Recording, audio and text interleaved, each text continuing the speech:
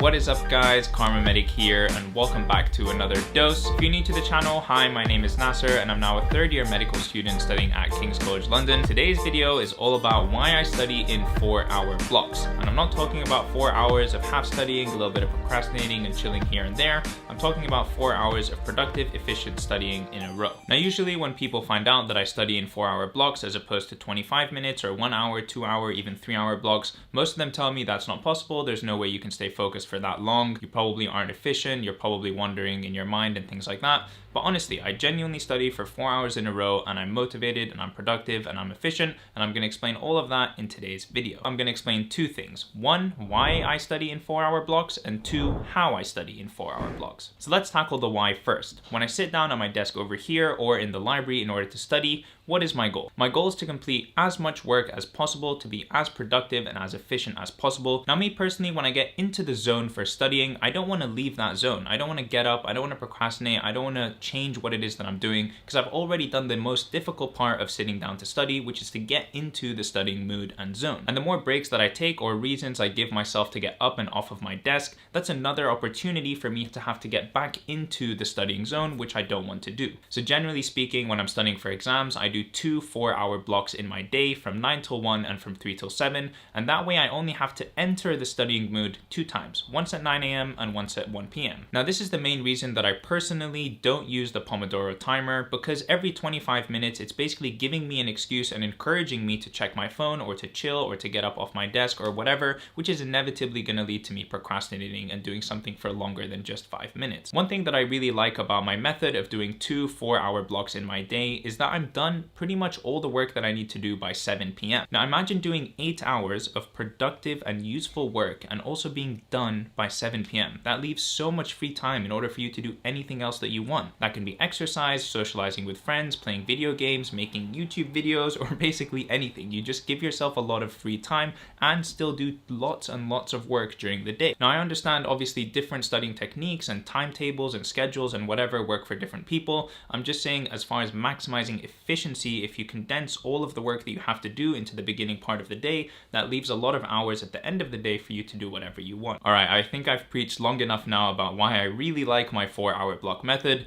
Now let me tell you how it is that I can actually stay focused and work for 4 hours in a row. I'm going to break this down into 5 key sections. The first is to plan the night before. And what I mean by this is that when I wake up in the morning and I know that I'm going to start studying at 9 a.m., I've already decided exactly what it is that I'm going to do at 9 a.m., which means that there's no friction or no time wasted in trying to figure out what do I need to study, what have I done enough of, what is left for me to do, etc, etc. I've already decided that and planned it the night before. So when I sit down at 8:59, I start exactly at 9 and I can get immediately into the studying zone. That is actually really key. If you're struggling to get into the study zone, have a predetermined plan of what it is that you're going to do during that time. So for example, tomorrow at 9 a.m. I'm going to study for the USMLE exam, which is here. So tonight, before I go to sleep, I'm going to open this book to the page that I'm going to be starting on tomorrow, and I'm going to put a pen inside of it. That way tomorrow when I take this book, which is already laying on my desk, in a nice and convenient place for me to begin work,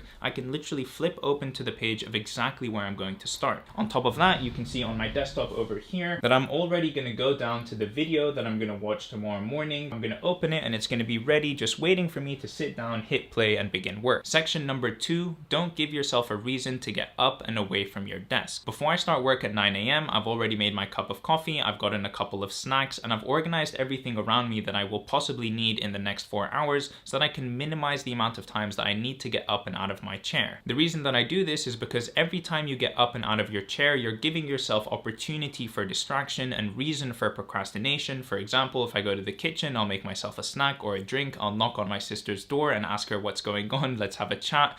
Every time I leave my room and I leave that studying zone and studying environment, I'm giving myself reasons and excuses and opportunities for procrastination. Now this is going to be slightly controversial, I'm sure, but I honestly don't allow myself to get up and out of my desk until I've done an hour of studying. The thought process that I have in my mind is that if I haven't been able to sit down and do productive, solid work for an hour, do I really deserve to go take a break? Do I really deserve to go procrastinate and fill up my drink and get more snacks or take some time off? No, I need to first do a bunch of productive work before I can even think about the idea of getting up and procrastinating. And usually when I push myself to stay that extra 15 minutes, I actually end up studying for another 30 minutes or 45 minutes or whatever before getting out of my chair, because I want to finish, for example, the video that I'm doing or the section that I'm doing or the page that I'm writing. I just give myself reasons to continue studying. You know, I'm almost done with this section, I'm almost done with this video, I'm almost done with blah, blah, blah, blah, blah. And I just try my best to keep myself situated at my desk. You know what? Now that I say all of this out loud, I'm starting to sound a little bit crazy, but just stay with me here. The point of section number 2 is to only get up and off of your desk when you really need to. Section number 3 is, for the love of God, just get rid of your phone. Your phone is your worst enemy when it comes to studying time. If you hear any notification, if you hear a buzzing, if you even look at your phone, or if you even think of your phone, you're so likely to just, without even thinking, reach over and grab it and check it. I'm guilty of doing this all the damn time. And because I'm a human and I'm prone to checking my phone and getting all of these addicting notifications and numbers and messages, I have 2 ways in order to completely eliminate my phone from my studying environment. Step number 1 is to put your phone out of sight. If you can't see your phone, you're less likely to think of it, you're less likely to notice it, and you're just less likely to check it overall. Step number 2 is to put your phone out of reach. That creates a huge barrier. You have to now get up and move in order to get your phone, which I know sounds kind of stupid. You're probably like, oh, it's just 2 steps away over there on the bed.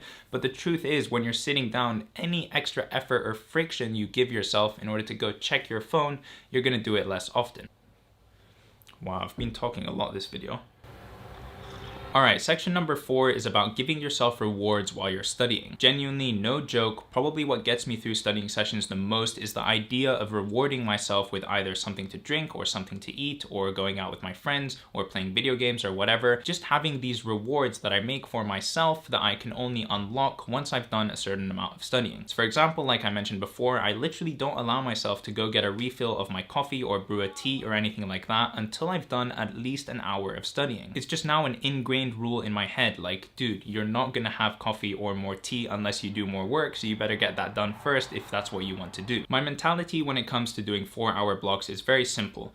If I work from 0 till 2 hours, well then all I have to do is do the exact same thing that I just did one more time and I'll be done with my 4-hour block. It's the same thing like when I go for a 10K run. If I run 5 kilometers in one direction away from my house, well then I kind of have to run the other 5 kilometers in the opposite direction to get back home. And that way when I sit down for a 4-hour block of studying, really all I need to focus on is getting through the next 2 hours, because once I've done 2 hours, well then I just have to repeat what I've already done and I'll be done with 4 hours. I know it sounds really simple and it sounds kind of stupid, and you guys probably think I'm crazy right now, but if I just do 2 hours of studying, then I can repeat what I've done and then I've reached my goal. Okay, and the 5th and final section is about setting standards for yourself. For me personally, once I've done a 4-hour block of studying, I know that that is something that I am now capable of. And so next time I come to studying, if I study for 3 hours or 2 hours, then I'm like, well, this isn't really as best as I can do. This isn't pushing myself to my maximum efficiency or capacity. I've done a 4-hour block before. That means that I'm capable of doing it again. And I keep up that standard and I keep studying 4-hour blocks because I know that I can reach that level of capacity and productivity. It's the same thing like once I've done a 10-kilometer run, I know that I'm capable of running 10 kilometers. And so I keep running 10 kilometers every time because now that's my new baseline. That's what I'm capable of achieving. I don't like to give myself excuses or reasons to do something at a lesser level than what I've done before. I feel like I've done it once, I'm capable of doing that, and so I can keep up that standard. Now obviously you can probably see with the slippery slope that comes along with this line of thinking, I'm not crazy, I'm not a robot. I obviously have times when I can't study for 4 hours. If I follow everything that I'm saying about 80% of the time, then I'm doing a fantastic job, because the other 20% is just real life. Things happen,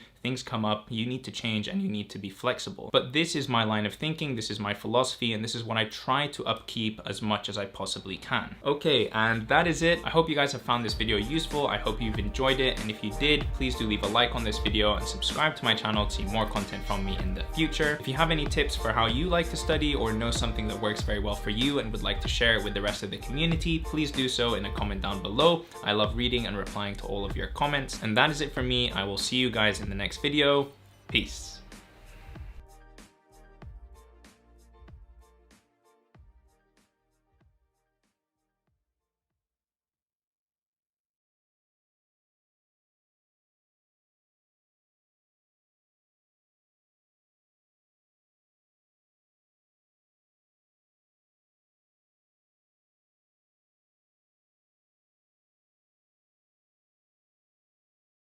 What video are we doing today? Why I study in 4-hour blocks.